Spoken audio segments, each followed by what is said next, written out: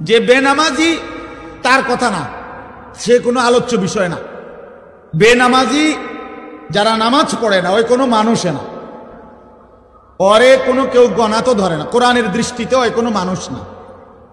রাসূলুল্লাহ সাল্লাল্লাহু আলাইহি সাল্লামের হাদিসের দৃষ্টিতে যার কপালে সেজদা নাই, ওই কোনো মানুষের বাচ্চা না, ওই জানোয়ার। এই জন্য ওরে কোনো হিসাব ধরে লাভ নেই। বেনামাজি ওই কোনো গণার মানুষ না। এই জন্য কোরআন শরীফে আছে, আল্লাহ বলছে ফজরের নামাজে আমার ফেরেশতা এবং আমার ইমানদার বান্দাদের সমাবেশ হয়। তার মানে বেনামাজিকে আল্লাহ তাআলা বান্দাই গণার ধরে না। দূর, তুই পাগল, ফালতু কোথাকার বেটা, তুই আটশত ভাত খাইতি, ভাত খাবে না। আটশত দুনিয়ায় ঘুম যাইতি, যা ঘুম যা বেটা নাফরমান। আটশত পেশাব পায়খানা ধরলে পেশাব পায়খানা করবি, খাইবি, ঘুমাইবি, যৌন চাহিদা পূরণ করবা, খালাস, এরই নাম জিন্দিগি। এ তো জানোয়ারের জিন্দিগি। এক জানোয়ারও গরু ছাগল কুকুর বিড়ালও খায়, ঘুমায়, পেশাব পায়খানা করে, যৌন চাহিদা পূরণ করে। এই জন্য গরু ছাগল কুকুর বিড়ালেরও বাচ্চা কাচ্চা হয়, হয় না? তাহলে বোঝা গেল তারও যৌন চাহিদা কি হয়? পূরণ। তাহলে এই জন্য নামাজবিহীন জিন্দিগি মানুষের জিন্দিগি না, বেনামাজি মানুষ না। বেনামাজি চতুষ্পদ জন্তু, শুধু এ দুইটা ঠ্যাং কম, এতটুকুই তফাৎ।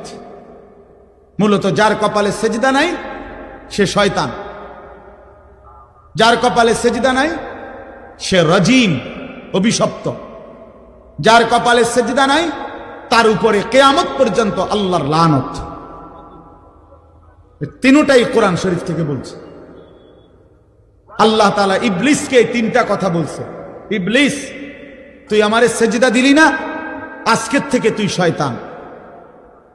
এর আগে ইবলিসকে শয়তান বলতো না, এর আগে ইবলিস শয়তান ছিল না, সে মুআল্লিমুল মালাইকা ছিল, ফেরেশতাদের শিক্ষক। যেদিন থেকে সেজদা দেয় নাই সেদিন থেকে শয়তান। আল্লাহ বলছে ফাখরুজ ফা ইন্নাকা রাজিম। ইবলিস, তুই আমারে সেজদা দিলি না, বের হ, তুই অভিশপ্ত, রাজিম। আউযু বিল্লাহি মিনাশ শাইতানির রাজিম। এ আল্লাহ বলছে যেদিন সেজদা দেয় নাই সেদিন থেকে আল্লাহ বলছে তুমি আজকের থেকে ফা ইন্নাকা রাজিম, তুমি অভিশপ্ত। আল্লাহ বলছে ওয়া ইন্না আলাইকাল লানাতা ইলা ইয়াউমিদ্দিন। ইবলিস, তুই আমারে সেজদা দিলি না, আজকের থেকে নিয়ে কিয়ামত পর্যন্ত তোর উপরে আমি আল্লাহর লানত। এজন্য সেজদাবিহীন নাফরমানের উপরে আল্লাহর লানত। কতক্ষণ? প্রতিদিন 2 ঘন্টা। কথা বলেন না? 24 ঘন্টা নাফরমান, তোর উপরে আল্লাহর লানত, তোর খোদার গজব তোর উপরে। ওই নাফরমান সুখ মিলবে না, বাতের থালায় সুখ না, সোফার খাট পালঙে সুখ মিলে না, দালান বিল্ডিং এ সুখ মিলে না, মোবাইলের ওই নর্তকীর ছবি আর নারীর ছবিতে সুখ নাই। কোন নাফরমান আল্লাহর নাফরমানি করে সুখ পায় না। বেঈমান কখনোই সুখ হয় না, কোন সুখ নেই। অতৃপ্ত, লোনা জলে তৃষ্ণা মেটে না। যে পানি লবণাক্ত, ওই পানিতে কোনোদিন তৃষ্ণা মেটে না। ঠিক গুনাহ কোনোদিন তৃপ্তি দেয় না। ওই দুশ্চরিত্র যুবককে জিজ্ঞেস করে দেখেন, কত লক্ষ নারী উলঙ্গ দেখলে তোমার তৃপ্তি হবে? সে বলতে পারবে না। সারা পৃথিবীর নারী ল্যাংটা উলঙ্গ করেও যাকে দেখাইলে তার শখ মিটবে না, সে আরো দেখতে চাইবে। কারণ গুনাহ কি দেয় না? তৃপ্তি। কিন্তু এক নারী হালাল স্ত্রী এক পুরুষের 60 বছর পার হয়ে যায়, এক পুরুষের 70 বছর পার হয়ে যায় একজন পবিত্র স্ত্রী দিয়ে। কারণ হালাল যে। এক গ্লাস পানিতে তৃপ্তি হয়ে যায় তৃষ্ণার্ত। এক সাগর মদ পান করলেও এই মদখোর, নেশাখোর, গাঞ্জাখোর, ফুট্টাখোর, বাবাখোর, এই ডাইলখোর, হারামখোরের তৃপ্তি হয় না। এক সাগর মদও যদি খায় এই হারামখোরের কোনো তৃপ্তি নেই। কারণ গুনাহ কি দেয় না? তৃপ্তি। এটা একটা গুরুত্বপূর্ণ মূলনীতি, মনে রাখবে। লোনা জলে তৃষ্ণা মেটে না। কি কইছি? কম হ্যাঁ, ঠিক গুনায় কি আসে না? তৃপ্তি আসে। তৃপ্তি আসে না। কোন নাফরমান, সুদখোর, এই কিস্তিখোর, হারামখোর, এগুলো একটাও সুখে না। দুনিয়া তারে রাক্ষসের মতো কামড়াইয়া খায়, তার সারাক্ষণ শুধু অস্থিরতাই থেকে যায়, থেকে যায়। দুনিয়া দুনিয়া লাইয়ামলা আফাহু ইল্লা তুরাব।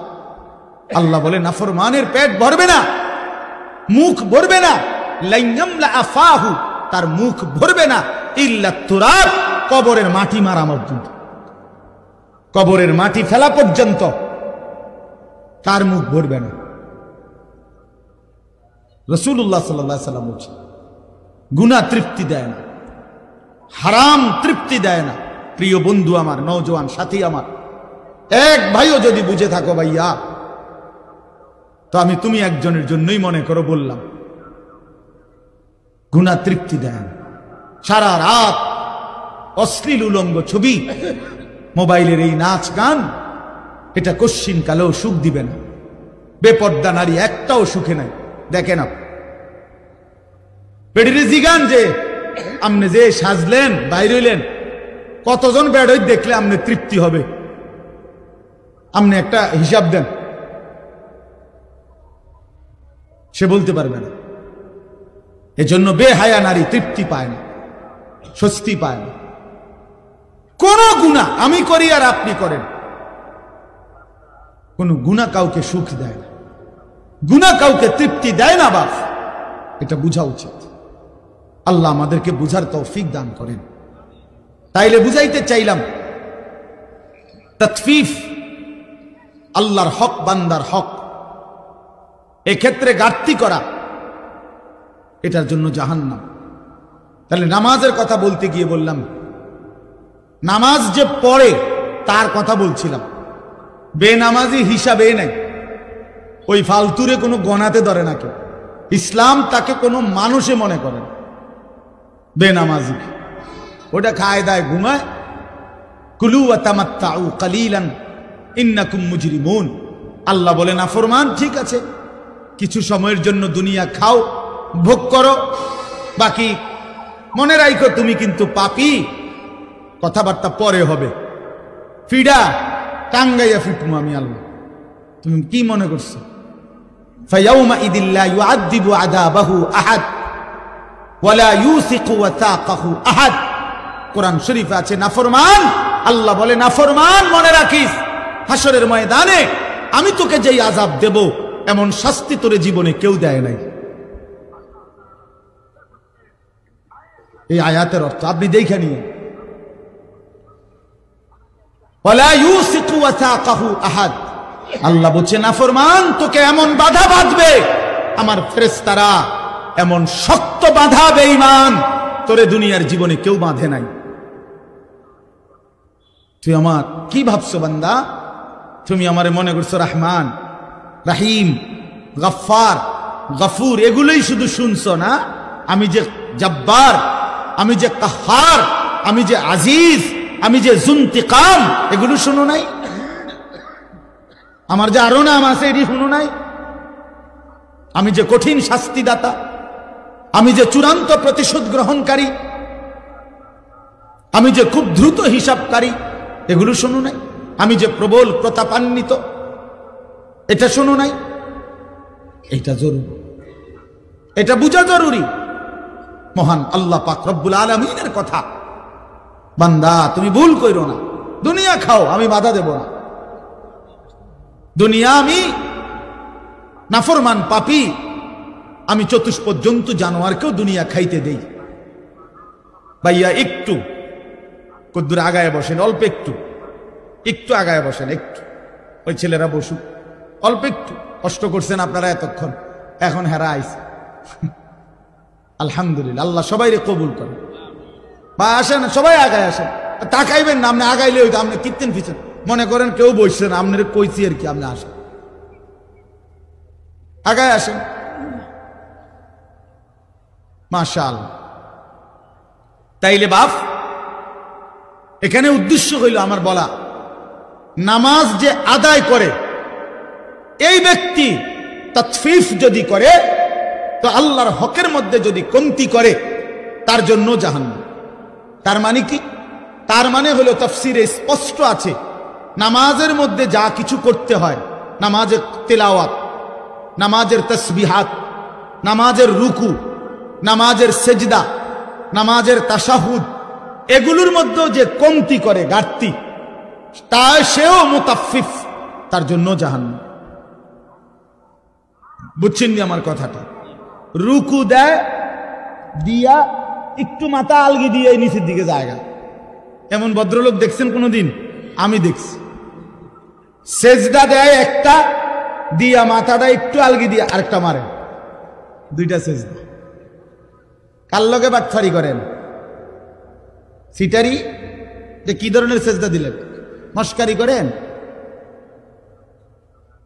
হ্যাঁ, 4 রাকাত সুন্নত পড়ে ফেলছি, মনে 1 মিনিটও লাগছে না। যে কি মেশিন লাগাইলেন? কি মেশিন এটা? জাপানি মেশিন। চায়না তো সম্ভব না এত তাড়াতাড়ি পড়া। যে কি মেশিন লাগাইলেন বলেন? আশ্চর্য। 100 দানার তাসবিহ 1 মিনিটে শেষ, উড়ে এলো মেশিন।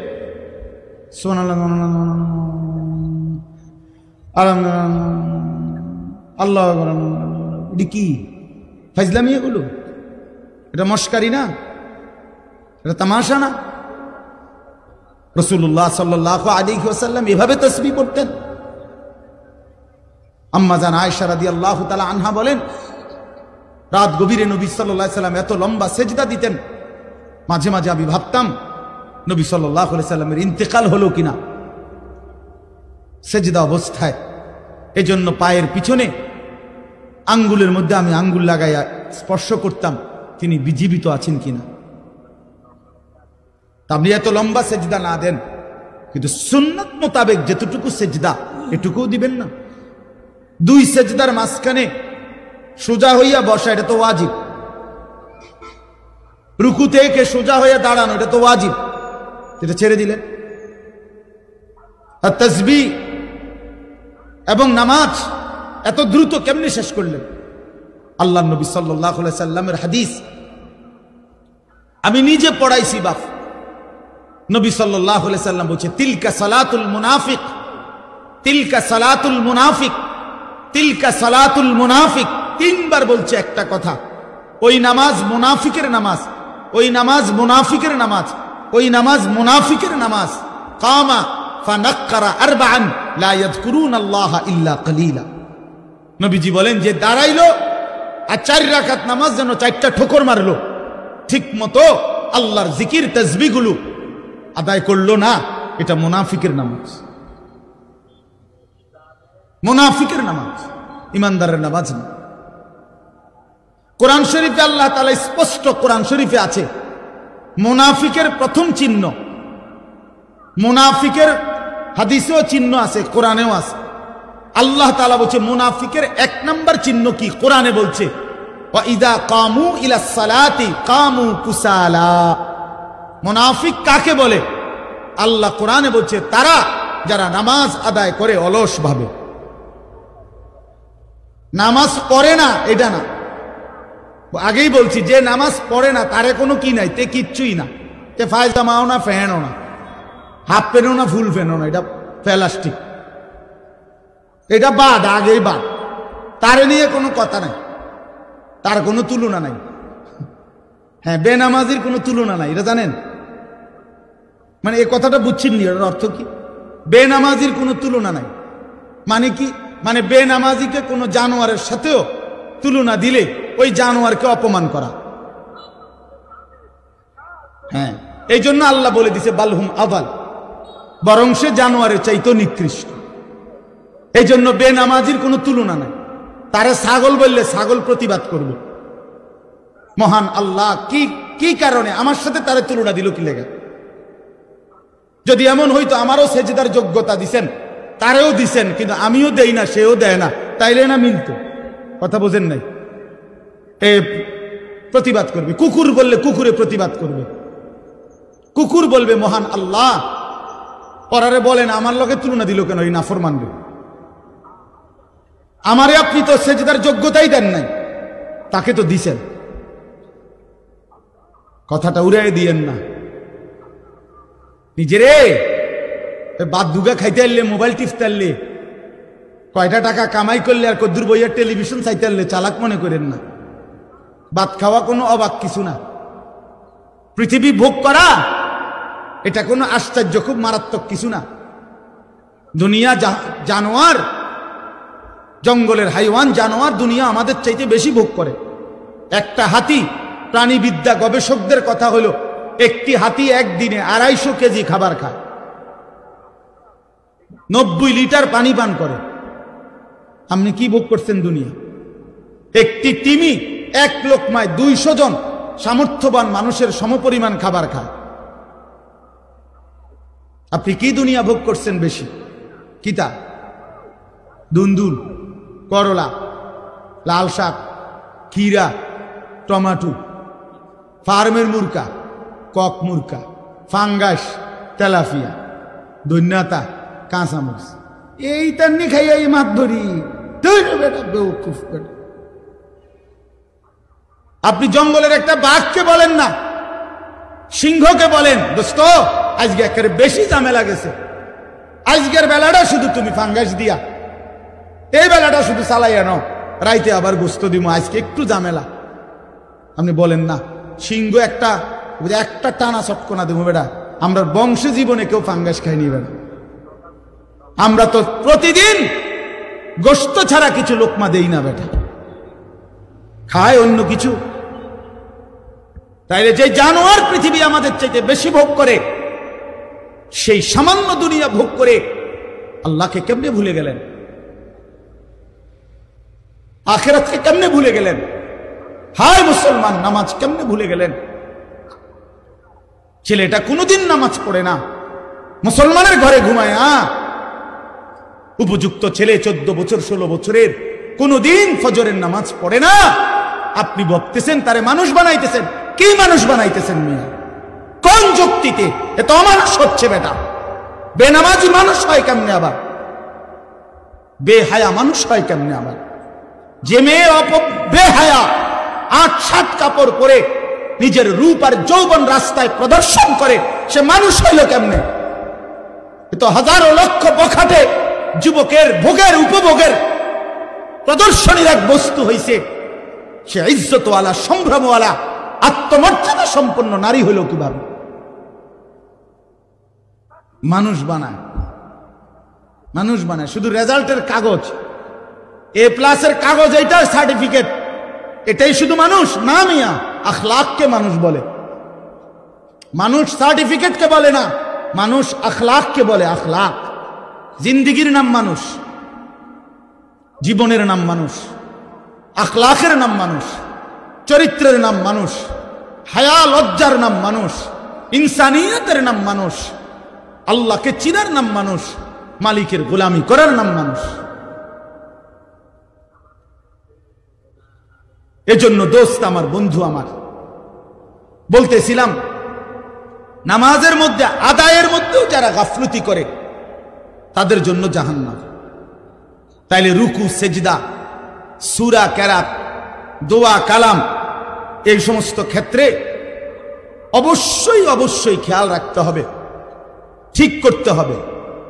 আপনার সূরা কেরাত আজীবন অশুদ্ধ, আমনে নামাজ পড়েন, মানসে না কয় আমনে নামাজ পড়েন, আমনে না বলেন আমনে নামাজ পড়েন, আখিরাতের দৃষ্টিতে তো এই নামাজ হয় না। বুঝেন নাই আমার কথা? হবে না তো নামাজ। আপনি স্কুলে পড়ছেন দেখে আপনার অশুদ্ধ কোরআন, জি না, এটা এমন কোনো মূলনীতি নাই যে হুজুর আমি স্কুলে, আমরা জেনারেল শিক্ষিত, অতএব আমাদের সূরা কেরাত অশুদ্ধ হলেও চলবে। এই ফয়সালা কোথায়? এই রেজুলেশন হয়েছে কোন জায়গা? জাতিসংঘে। কে তাহলে এই সিদ্ধান্ত দিল কে? কোন ব্যক্তি জেনারেল শিক্ষিত হলে অথবা ছোটবেলায় পড়ালেখা করে নাই, মূর্খ মানুষ, তামিকির মূর্খ, আপনি সরু সরিয়ানা লেখতারেন না, দুনিয়া চিনেন না কোনটা, ভাতের থালাও চিনেন, রুটির থালাও চিনেন, মাছও চিনেন, গোশতও চিনেন, বেড়াও চিনেন, বেড়িও চিনেন, রাতও চিনেন, দিনও চিনেন, হাসিও চিনেন, কান্নাও চিনেন, বিএসও বোঝেন, সিএসও বোঝেন, আরএসও বোঝেন, খতিয়ানও বোঝেন, কোনান দিয়ে কারে ফেস লাগাইতে হবে এটাও বোঝেন, 14 গোষ্ঠীর সব বোঝেন, শুধু আখিরাত বোঝেন না। হ্যাঁ, কি বুঝাইতে চান আপনি? আখিরাত বোঝেন না,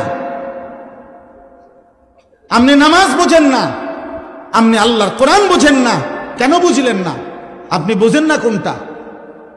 বাপ, হাত জোর করে অনুরোধ, দিন শিখতেই হবে আপনাকে।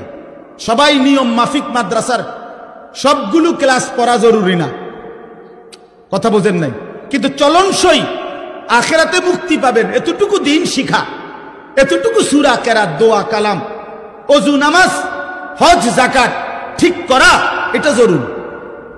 এখানে খামখেয়ালি করলে তো আপনি ইউনিভার্সিটি পড়েন, কোনো আপত্তি নেই, একেবারে হিমালয় পর্বতের উচ্চতা পর্যন্ত যুবক, তোমার সার্টিফিকেট হোক, কোনো মানা নাই।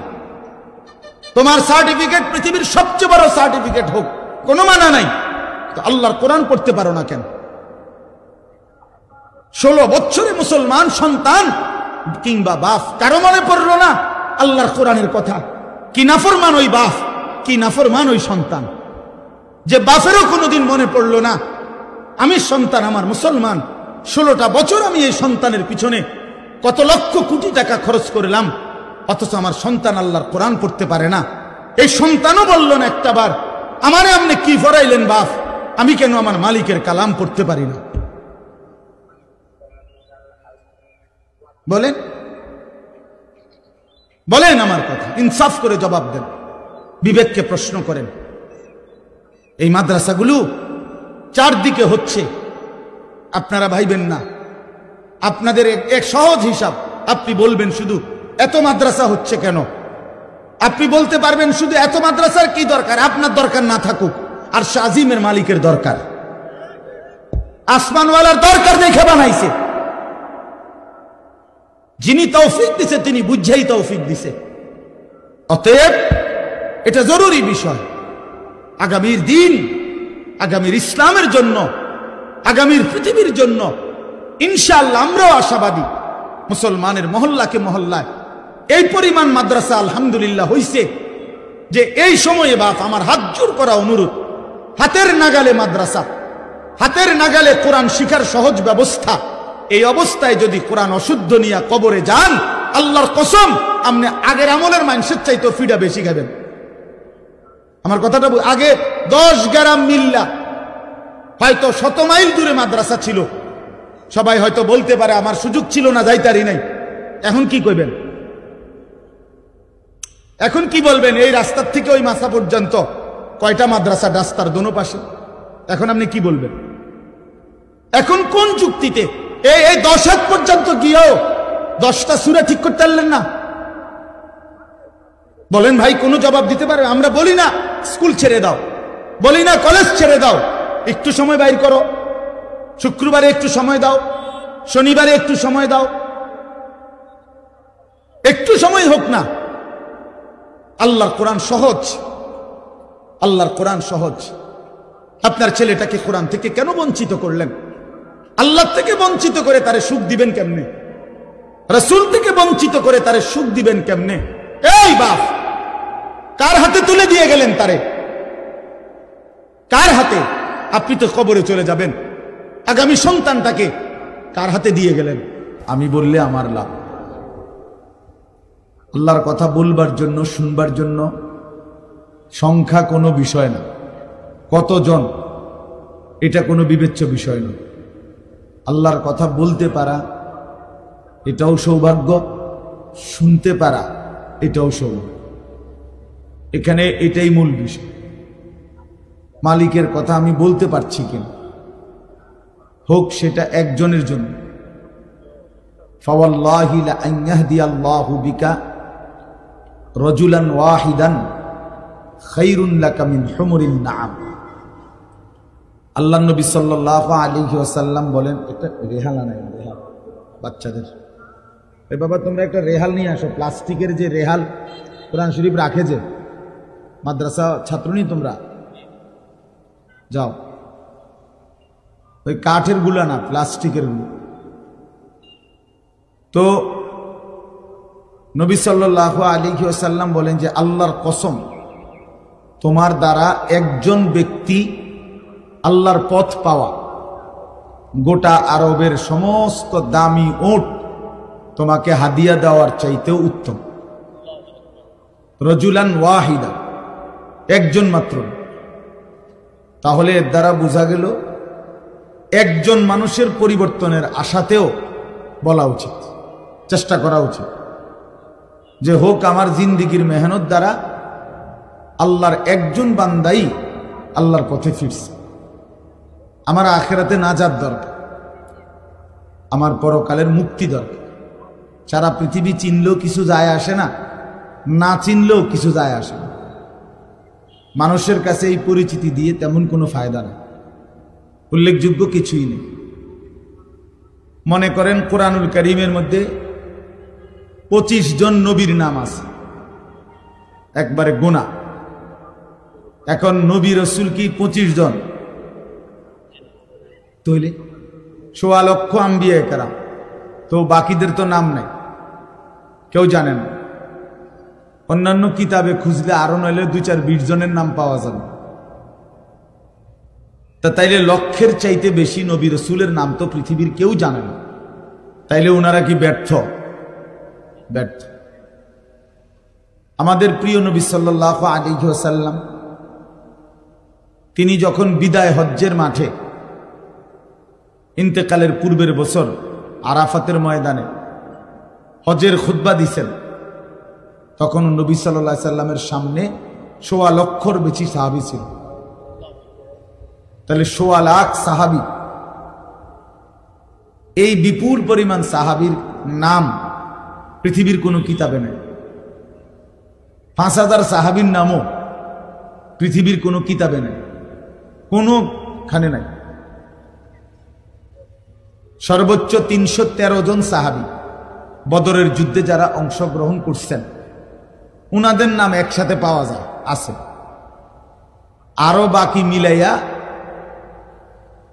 তো মনে করেন 2000-এর নাম বা 5000-এর নামে তালাশ করে পাইল, তো বাকিরা, বাকিদের নাম কই? বাকিদের নাম পৃথিবীর কোনো কিতাবেও নাই, কেউ জানেও না। তাইলে এখন এই বাকি সাহাবী যাদের নাম এখন পৃথিবীতে নাই, কেউ জানে না, তো ওনারা কি ব্যর্থ? ব্যর্থ। এই কথাটাই বলতে চাচ্ছি। মূলত সফলতা কিংবা ব্যর্থতার জন্য মানুষের কাছে পরিচিতি কোনো বিষয় নেই। সফলতা কিংবা ব্যর্থতার জন্য মহান আল্লাহ পাকের কাছে আমার ফায়সালা কি হইছে সেটা বিষয়। ফামান যুহজিহা আনিন নারি ওয়া উদখিলাল জান্নাহ ফাকাদ ফাজা, সরাসরি কোরআনের আয়াত। আল্লাহ বলেন বান্দা মরতে তো হবেই তোমাদের সকলকে, কিন্তু দেখার বিষয় হলো যাকে জাহান্নাম থেকে মুক্তি দেয়া হলো এবং জান্নাতে প্রবেশ করানো হলো, ফাকাদ ফাজা, সেই কেবল সফল হলো, সেই কামিয়াব হলো, সেই কৃতকার্য হলো। তাহলে কি বোঝা গেল? সফলতা জাহান্নাম থেকে মুক্তি পাওয়া, সফলতা জান্নাত পাওয়া, হ্যাঁ আল্লাহ তাআলার পক্ষ থেকে ঘোষণা হওয়া। এই জন্য আজকে আমরা অনেকটাই এই গ্লোবালাইজেশন, বিশ্বায়নের এই যুগে, মোবাইলের এই যুগে খ্যাতির মোহ, পরিচিতির মোহ আমাদের মধ্যে খুব বেশি। একবারে সবাই মনে করে আমি একটা চুল কাটাইলাম, এটা সবাই দেখুক। আমি একটা সিবা ফ্যান্ট কিনলাম, এইটারে কয়েক আইটেমে মোবাইলের মধ্যে ছবি দিন, সবাই দেখুক। বেওকুফ, তোর এটা কে দেখবে বেটা? এই সিবা ফ্যান্ট দেখার কি আছে? এটা তো আরো কত মানুষই পইরা রাখছে, না হের এটা হে দেখাই। মোটর সাইকেলের সামনে সাইডে কাইত হইয়া, সিট হইয়া, ঠেঙ্গালগি দিয়া বিভিন্ন মডেলে তার দরকার মানুষের কাছে পরিচিতি, যে কোনো আইটেমে হোক। এবার প্যান্ট ফইরা হোক আর প্যান্ট খুললে হোক, মানুষে চিনলে মানুষ চিনছি কিনা, আমারে পরিচিতি হলো কিনা, এটা হলো বিষয়। এই যে খ্যাতির পরিচিতির মোহ আকর্ষণ, এটা আমাদেরকে বরবাদ করে দিচ্ছে, আমাদেরকে শেষ করে দিচ্ছে। এই জন্য বাপ একজন হোক, একজনের জন্য আল্লাহর কথা দিল দিয়ে বলা উচিত। কেউ যদি 10,000 মানুষের সামনে বয়ান করে আর কেউ যদি 10 জনের সামনে বয়ান করে, মনে রাখতে হবে কোনোটাই সফলতা ব্যর্থতার মাপকাঠি না। 10,000 লোক হইলে সফল, 10 জন হইলে ব্যর্থ, এমন কথা কোরআন সুন্নাহর কোথাও নাই। ইসলামের মধ্যে সংখ্যাগরিষ্ঠতা হিসাব না, কোরআন সুন্নাহ সম্মত হওয়া এটা হিসাব। গণতান্ত্রিক পদ্ধতিতে সংখ্যাগরিষ্ঠতা 51 জন আপনার ভোট দিছে একজনকে, এবারে তারা অর্ধশিক্ষিত হোক অথবা একেবারে অশিক্ষিত হোক, তো 50 জন বুদ্ধিমান বিবেকবান আরেকজনকে ভোট দিছে, এরপরেও 51 জনের ভোট যিনি পাইছেন উনি জিতছে। কারণ এখানে সংখ্যা বেশি, একজন বেশি, একজন বেশি। এখানে যোগ্যতা বিষয় না, এখানে মূল বিষয় হলো ভোট একটা বেশি। এইটা হলো এই গণতান্ত্রিক পদ্ধতির একটা ব্যর্থতা। এখানে উপযুক্ত ব্যক্তি নির্বাচনের সুযোগ কম, এখানে ভোট হিসাব, সংখ্যা হিসাব, গরিষ্ঠতা হিসাব। কিন্তু ইসলামের মধ্যে, কোরআন সুন্নাহর মধ্যে এইটা হিসাব নেই। এখানে সফলতা কিংবা ব্যর্থতার জন্য কোরআন সুন্নাহ, ঈমান, ইলম, আমল, তাকওয়া এটা জরুরি, এটাই জরুরি। হযরত বেলাল রাদিয়াল্লাহু তাআলা আনহু তিনি প্রচন্ড কালো ছিলেন, কিন্তু কোরআনুল কারীম আল্লাহ তাআলা বেলালকে বলছেন সবচেয়ে সম্মানিত আল্লাহর নিকট যে ব্যক্তি, তার মধ্যে অন্যতম হযরত বেলাল, অথচ প্রচন্ড কালো। ইন্না আকরামাকুম ইনদাল্লাহি আতকাকুম, কোরআন শরীফের 26 পারায় সূরা হুজরাতের মধ্যে এটা আছে। আল্লাহ বলছেন আল্লাহর নিকট সবচেয়ে সম্মানিত ওই ব্যক্তি যে সবচেয়ে বড় মুত্তাকি, তাকওয়াবান, আল্লাহ ভীরু, গুনাহ থেকে পবিত্র থাকে, নেক আমলে অভ্যস্ত থাকে, তারই বলে মুত্তাকি। তো এক্ষেত্রে সবচেয়ে বড় মুত্তাকি যে সবচেয়ে বেশি আল্লাহ ভীরু, গুনাহ থেকে মুক্ত, আল্লাহর ইবাদতে অভ্যস্ত, সে আল্লাহর নিকট সবচেয়ে দাম। তাফসীরের মধ্যে আছে এই আয়াত নাজিল হয়েছে হযরত বেলালের প্রশংসা, হযরত বেলালের জন্য প্রথম সম্বোধন উনাকে করছেন আল্লাহ, যে বেলাল আমি আল্লাহর নিকট সবচেয়ে দামি। তাইলে কালো নিগ্রু মানুষ তাকওয়ার কারণে, ঈমানের কারণে আল্লাহর কাছে সবচেয়ে দামি।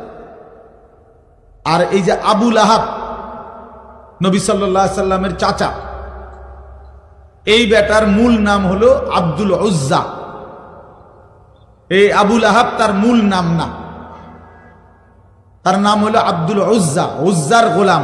উজ্জা একটা মূর্তির নাম, দেবতা, ওই কুরাইশদের ছিল। কিন্তু সে এত বেশি সুন্দর ছিল, একেবারে টকটুকা লাল সুন্দর, বেশি সুন্দর আছিল। এই জন্য লোকেরা তাকে বলতো আবু লাহাব, একেবারে লালের বাপ, সুন্দরের বাপ, সুন্দরের আব্বা। কিন্তু সে হলো চিরনিকৃষ্ট জাহান্নাম। তাহলে চেহারায় তো সবচেয়ে সুন্দর, কিন্তু পরিণতি তো জাহান্নাম, নিকৃষ্ট। চেহারায় তো একদম কালো বেলাল, কিন্তু পরিণতি তো আল্লাহর কাছে সর্বোচ্চ দাম। তাহলে কি বোঝা গেল? এখানে বাহ্যিক এটা বিষয় না, ঈমান, ইলম, তাকওয়া এটা মূল বিষয়।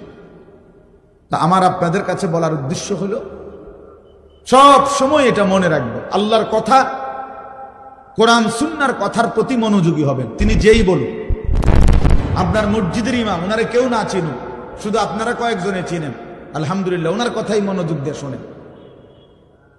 উনি মুরব্বী বয়স্ক আলেম, তো ওনার কথাই মনোযোগ দিয়ে শোনেন। ওলামায়ে কেরাম তার পরিচিতি কম হোক, আপনি তার কথা শুনেন, আল্লাহর কথা, তাইলে বোঝা যাবে আপনি আসলে আল্লাহর কোরআনের প্রতি আগ্রহী। আর নাই তো উনারে এখন সবাই চিনে, উনি আইলে আমি যাব, উনি ওয়াজ করলে আমি শুনব, তাইলে তো এটা ব্যক্তির মোহ হইল, নির্ধারিত ব্যক্তির মোহ হইল। আল্লাহর কোরআনের প্রতি আমি ফিরলাম কোথায়? এই জন্য এটা খেয়াল করা, নিজ মহল্লার উলামায়ে কেরাম, নিজ মসজিদের ইমাম সাহেবের বয়ান, উলামায়ে কেরামের প্রত্যেকের নসিহত দিল দিয়ে শোনা উচিত। 2 লাইনের কথার মধ্যেও হয়তো আমার জিন্দিগির বহুত বড় খোরাক আছে, সবক আছে। এক শব্দের মধ্যে ইসলামের ইতিহাসে আমরা কিতাবে পড়ছি, এমন বহু ব্যক্তি ছিল যারা নবী সাল্লাল্লাহু আলাইহি সাল্লামের হাদিস 1 লাইন শুই না অন্ধকার জীবন ছেড়ে আলোর পথে চলে আসছে। আল্লাহর কোরআনের একটি আয়াত শুনে এমন অসংখ্য মনীষীর জীবনে আছে যারা জীবন বদলায় ফেলছে, জীবন বদলায় ফেলছে। একজন বিখ্যাত মুহাদ্দিস আলেম ছিলেন মুহাম্মদ ইবনে মাসলামা আল কানাবি রাহমাতুল্লাহি আলাইহি, অনেক বড় মুহাদ্দিস।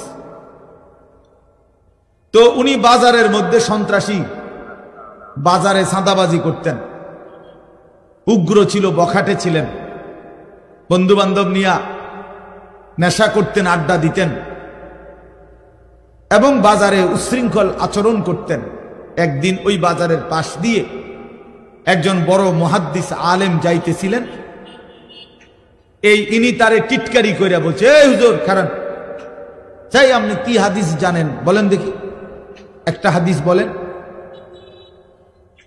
তো এইটা বলাতে ওই আলেম ইমাম শুবা রাহমাতুল্লাহি আলাইহি উনি নিয়ত করলেন মনে মনে যে আল্লাহ, তোমার বান্দাকে দেখেই বোঝা যাইতেছে উচ্ছৃঙ্খল, বখাটে, কিন্তু শুনতে তো চাইছে আপনার বন্ধুর হাদিস, টিটকারি করে কোক, মস্কারি করেই বলুক, হাদিস তো শুনতে চাইছে, আমি একটা হাদিস বলি, আপনি বরকত দিয়েন।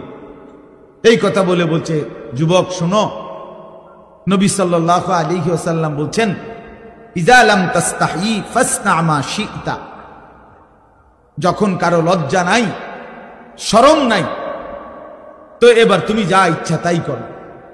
যার হায়া নাই, যার শরম নাই, সে যা ইচ্ছা তাই করুক।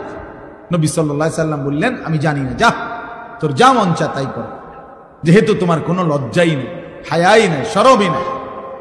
এইটা রাসূলুল্লাহ সাল্লাল্লাহু আলাইহি ওয়াসাল্লামের হাদিস। এই কথা বলে তিনি চলে গেলেন। এই যুবক মুহাম্মদ ইবনে মাসলামা ওইখানেই বসে রইলেন। তো সাথের বন্ধুরা বললেন, ওস্তাদ উঠতেন না, চলেন। বুঝছে না, তোমরা কি বুঝছো বন্ধু, এই হাদিস তো নবী সাল্লাল্লাহু আলাইহি সাল্লাম আমার জন্য বলছে, আমি তো লজ্জা নাই, শরম নাই, যার ফলে যা মন চায় তাই করি, অন্যায় করি, নাফরমানি করি, বখাটেপনা করি, মানুষের উপরে জুলুম করি, জবরদস্তি করি, কাজে আমার কোনো চরিত্র নাই, আমার কোনো হায়া নাই, এজন্যই তো আমি যা ইচ্ছা তাই করি। তো রাসূল সাল্লাল্লাহু আলাইহি সাল্লাম তো এই তিরস্কার আমারে করছেন, যাও ছেড়ে দিলাম অন্ধকার এই রাস্তা। এই এক কথার উপরে পরবর্তীতে উনার কাছে গেছেন ওই ইমাম শুবা, ওই যিনি বলছিল হাদিসটা, উনার কাছে গিয়ে উনার ছাত্র হয়ে হাদিস শিখে ওই জামানার সর্বশ্রেষ্ঠ মুহাদ্দিস হয়েছে। এই এক কথায় জিন্দেগি বদলে গেছে, এক হাদিস জীবন পাল্টায় দিছে। এই জন্য বাপ, আল্লাহর কথা দিল দিয়ে শুনবেন, নিজ মহল্লার ইমাম সাহেব, উলামায়ে কেরাম প্রত্যেকের কথা দিল দিয়ে শুনবেন। আসরের পরে বলুক সেটাও দামি, জোহরের পরে বলুক এটাও দামি, 20 মিনিট বলুক এটাও দামি, 2 ঘন্টা বলুক এটাও দামি। প্রত্যেকের কথাকেই আল্লাহর কথা যখন বলে দামি মনে করা উচিত, তাইলে বরকত হয় নিজের মধ্যে। আর নাই তো শুধু ব্যক্তি বিশেষের মোহ হইলে এটার মধ্যে জিন্দিগি হয় না। আল্লাহ আমাদেরকে বুঝার তৌফিক দান করেন। মোবাইল যাদের হাতে আছে দয়া করে এই হাতের মোবাইলটা নিয়ে ব্যস্ত না হইলে ভালো। এইটা নিয়ে আপনি রেকর্ড করলেও হাতে ধইরা কাম হইতো না, আপনার জীবনে সদর বদরেই যাবে। এই মোবাইলের ব্যস্ততা এটা দিলের মধ্যে সারাক্ষণ খসখস করে, সারাক্ষণ অন্তরের মধ্যে এই কথাই আসা যাওয়া করে যে মোবাইলে উঠতেছে কিনা, আওয়াজ ক্লিয়ার কিনা, রেকর্ড সুন্দর হচ্ছে কিনা, ইত্যাদি ইত্যাদি। ফলে আর আসলে এই বেচারা নিজের জন্য কিছুই বুঝে না। যেমন আছে অপদার্থ এমন অপদার্থই থেকে যায়, বদলায় না। এজন্য 1 কোটি মোবাইলের ওয়াজের চাইতেও আল্লাহর কোনো বান্দার সরাসরি কথা শোনা 1000 কোটি গুণে বেশি উত্তম। এটাই সর্বযুগে পরীক্ষিত কথা, এটা তাজরিবা অভিজ্ঞতা লব্ধ কথা যে জিন্দিগি বদলা সরাসরি সোহবতে, সরাসরি সান্নিধ্যে হক্কানি রব্বানি মুত্তাকি উলামায়ে কেরাম কোন আল্লাহওয়ালার কাছাকাছি সান্নিধ্যের বরকতে, তার নৈকট্য সংস্পর্শের বরকতে মানুষের জিন্দিগি বদলায়। এই জন্য প্রিয় ভাই, এই যারা যে কয়েকজনের হাতে মোবাইল এগুলা নামায় ফেলেন, এমনি শুনেন, অল্প একটু কথা এমনি শুনলে বরকত হবে। আল্লাহ আমাদেরকে তৌফিক দান করেন। কোরআনুল কারীমের 30 নম্বর পারা 83 নম্বর সূরা, এনে এসে বসেন, লাল রুমালওয়ালা এখানে এসে বসেন। আচ্ছা, আপনার সুবিধা মনে হইলে আপনি যান। বহুত বড় বুজুর্গ নিচে বইয়া গেছে, আল্লাহ কবুল করেন। 83 নম্বর সূরা কোরআনুল কারীমের 30 নম্বর পারা।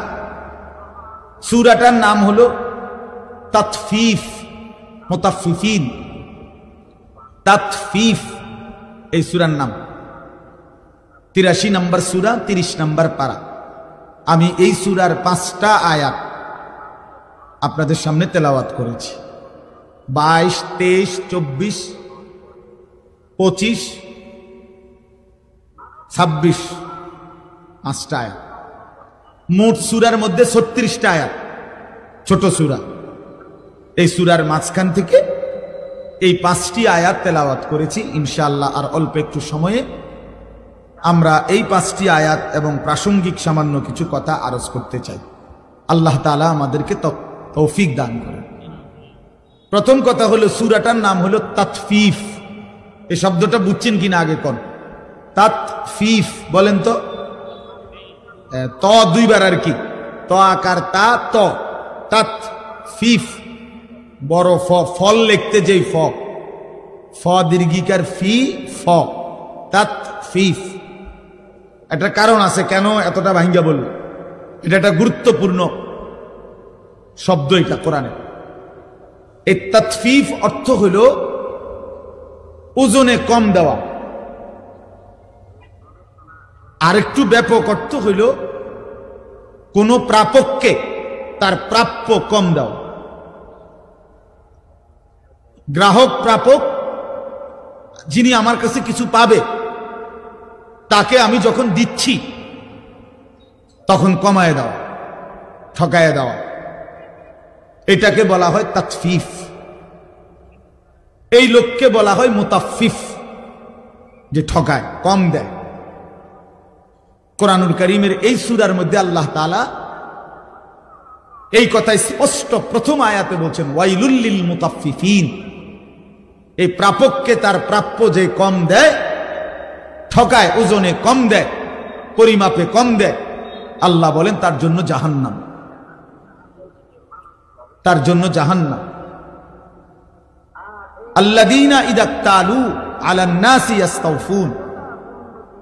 এ আল্লাহ ব্যাখ্যা করে দিতেছে এ তাতফিফ বলতে কি, আল্লাহ নিজেই বুঝাই দিচ্ছে যে এরা হচ্ছে সেই মানুষ যারা নিজেরা যখন নেয় পূর্ণ নেয়, ওয়াইদা কালুহুম আও ওয়াজানুহুম ইউখসিরুন। কিন্তু অন্যকে যখন মাইপা দেয়, অন্যকে যখন দেয় তখন কমায়া দেয়। নিজে নিলে পূর্ণ নেয়, নিজে নিলে 60টাতেই সবসময় হালি, অন্যরে দিলে মাঝে মাঝে 3টাতেও এক হালি।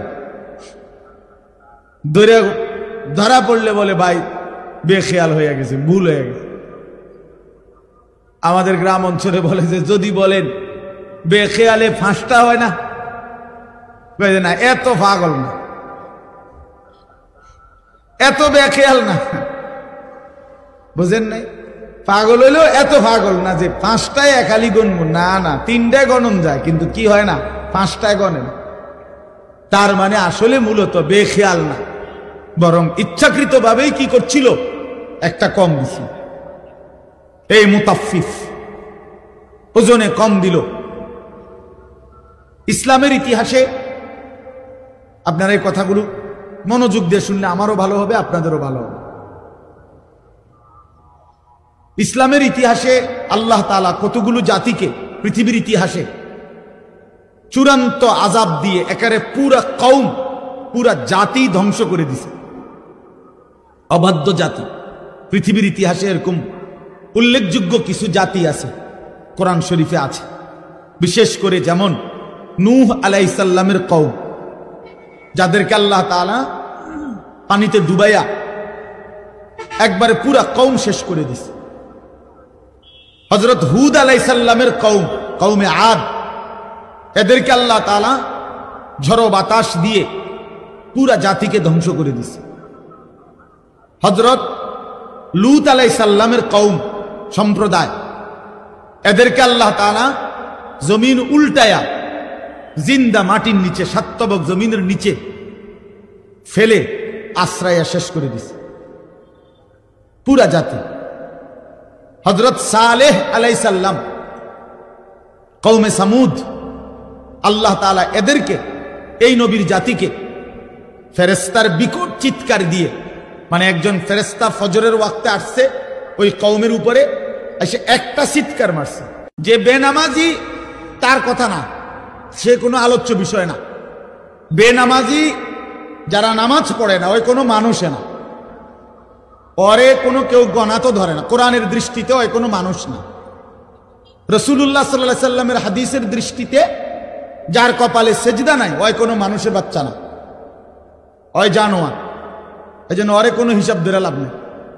বেনামাজি ওই কোনো গণার মানুষ না। এই জন্য কোরআন শরীফে আছে, আল্লাহ বলছে ফজরের নামাজে আমার ফেরেশতা এবং আমার ইমানদার বান্দাদের সমাবেশ হয়। তার মানে বেনামাজিকে আল্লাহ তাআলা বান্দাই গণার ধরে না। ধুর তুই পাগল, ফালতু কোথাকার বেটা, তুই 800 ভাত খাইতি, ভাত খাবে না। 800 দুনিয়ায় ঘুম যাইতি, যা ঘুম যা বেটা নাফরমান। 800 পেশাব পায়খানা ধরলে পেশাব পায়খানা করবি, খাইবি, ঘুমাইবি, যৌন চাহিদা পূরণ করবা, খালাস, এরই নাম জিন্দিগি। এ তো জানোয়ারের জিন্দিগি। এক জানোয়ারও গরু, ছাগল, কুকুর, বিড়ালও খায়, ঘুমায়, পেশাব পায়খানা করে, যৌন চাহিদা পূরণ করে। এই জন্য গরু, ছাগল, কুকুর, বিড়ালেরও বাচ্চা কাচ্চা হয়, হয় না? তাহলে বোঝা গেল তারও যৌন চাহিদা কি হয়, পূরণ। তাহলে এই জন্য নামাজবিহীন জিন্দিগি মানুষের জিন্দিগি না, বেনামাজি মানুষ না। বেনামাজি চতুষ্পদ জন্তু, শুধু 2টা ঠ্যাং কম, এতটুকুই তফাৎ। মূলত যার কপালে সেজদা নাই সে শয়তান, যার কপালে সেজদা নাই সে রাজিম, অভিশপ্ত। যার কপালে সেজদা নাই তার উপরে কিয়ামত পর্যন্ত আল্লাহর লানত। তিনটাই কোরআন শরীফ থেকে বলছে। আল্লাহ তাআলা ইবলিসকে 3টা কথা বলছে। ইবলিস, তুই আমারে সেজদা দিলি না, আজকের থেকে তুই শয়তান। এর আগে ইবলিসকে শয়তান বলতো না, এর আগে ইবলিস শয়তান ছিল না, সে মুআল্লিমুল মালাইকা ছিল, ফেরেশতাদের শিক্ষক। যেদিন থেকে সেজদা দেয় নাই সেদিন থেকে শয়তান। আল্লাহ বলছে ফখরুজ ফা ইন্নাকা রাজিম, ইবলিস তুই আমারে সেজদা দিলি না, বের হ, তুই অভিশপ্ত, রাজিম। আউযু বিল্লাহি মিনাশ শাইতানির রাজিম। এ আল্লাহ বলছে, যেদিন সেজদা দেয় নাই সেদিন থেকে আল্লাহ বলছে তুমি আজকের থেকে ফাইন্নাকা রাজিম, তুমি অভিশপ্ত। আল্লাহ বলছে ওয়া ইন্না আলাইকাল লানাতা ইলা ইয়াউমিদ্দিন, ইবলিস তুই আমারে সেজদা দিলি না, আজকের থেকে নিয়ে কিয়ামত পর্যন্ত তোর উপরে আমি আল্লাহর লানত। এজন্য সেজদা বিহীন নাফরমানের উপরে আল্লাহর লানত। কতক্ষণ? প্রতিদিন 2 ঘন্টা। কথা বলেন না? 24 ঘন্টা নাফরমান, তোর উপরে আল্লাহর লানত, তোর খোদার গজব তোর উপরে। ওই নাফরমান সুখ মিলবে না, বাতের থালায় সুখ না, সোফার খাট পালঙে সুখ মিলে না, দালান বিল্ডিং এ সুখ মিলে না, মোবাইলের ওই নর্তকীর ছবি আর নারীর ছবিতে সুখ নাই। কোন নাফরমান আল্লাহর নাফরমানি করে সুখ পায় না। বেঈমান কখনোই সুখ হয় না, কোন সুখ নেই। অতৃপ্ত, লোনা জলে তৃষ্ণা মেটে না। যে পানি লবণাক্ত ওই পানিতে কোনোদিন তৃষ্ণা মেটে না। ঠিক গুনাহ কোনোদিন তৃপ্তি দেয় না। ওই দুশ্চরিত্র যুবককে জিজ্ঞেস করে দেখেন, কত লক্ষ নারী উলঙ্গ দেখলে তোমার তৃপ্তি হবে? সে বলতে পারবে না। সারা পৃথিবীর নারী ল্যাংটা উলঙ্গ করেও যাকে দেখাইলে তার শখ মিটবে না, সে আরো দেখতে চাইবে। কারণ গুনাহ কি দেয় না? তৃপ্তি। কিন্তু এক নারী হালাল স্ত্রী এক পুরুষের 60 বছর পার হয়ে যায়, এক পুরুষের 70 বছর পার হয়ে যায় একজন পবিত্র স্ত্রী দিয়ে। কারণ হালাল যে। এক গ্লাস পানিতে তৃপ্তি হয়ে যায় তৃষ্ণার্ত।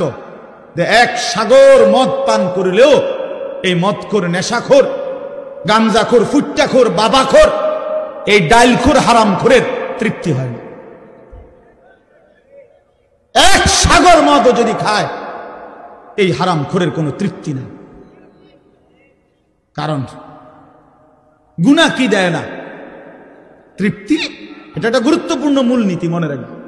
লোনা জলে তৃষ্ণা মেটে না। কি কইছি কোন? হ্যাঁ ঠিক। গুনায় কি আসে না?